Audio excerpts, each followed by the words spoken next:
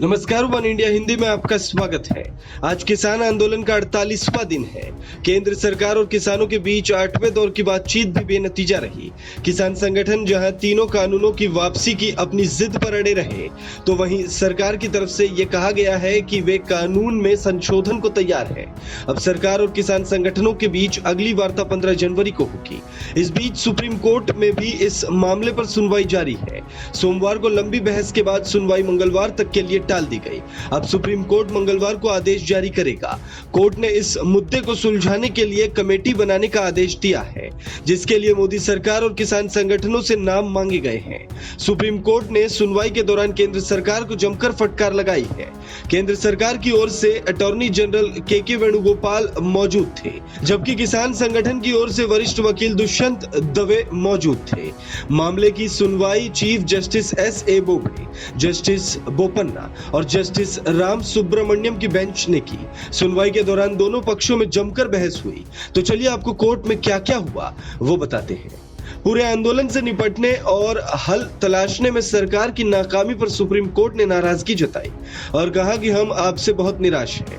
आपने हमसे कहा कि हम बात कर रहे हैं, क्या बात कर रहे थे, किस तरह का नेगोशिएशन कर रहे थे। कोर्ट ने कहा कि हम किसी प्रदर्शन को नहीं रोक सकते।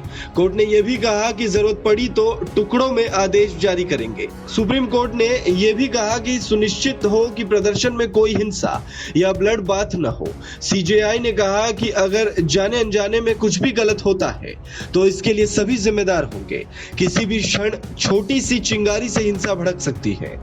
अटॉर्नी जनरल के वेणुगोपाल ने कोर्ट में कहा कि 26 जनवरी को किसान गणतंत्र दिवस परेड पर 2000 ट्रैक्टर्स की रैली करने की प्लानिंग कर रहे हैं ताकि समारोह को डैमेज कर सके। इस पर CJI ने पूछा, भला किसान ऐसा क्यों करना चाहेंगे?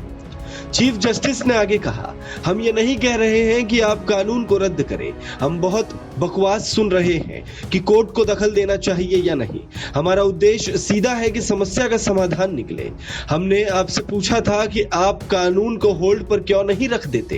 किसानों की बात रखते हुए वरिष्ठ वकील दुष्यंत दवे ने कहा कि प्रदर्शनकारियों को दिल्ली के रामलीला मैदान नहीं जाने दिया जा रहा, जिस वजह से वो दिल्ली से लगती सीमाओं पर डेरा डालने को मजबूर है।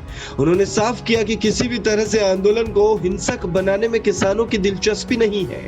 वे सिर्फ शांतिपूर्ण तरीके से अपनी बात रखना चाहते हैं। उत्तर प्रदेश और हरियाणा की ओर से पेश वकील हरीश साल्वे ने कहा कि कोर्ट में यह भरोसा दिया जाए कि अगली मीटिंग में कोई सकारात्मक समाधान निकलेगा। किसान अपनी कुर्सी घुमाकर सभा कक्ष के बाहर न निकल जाए।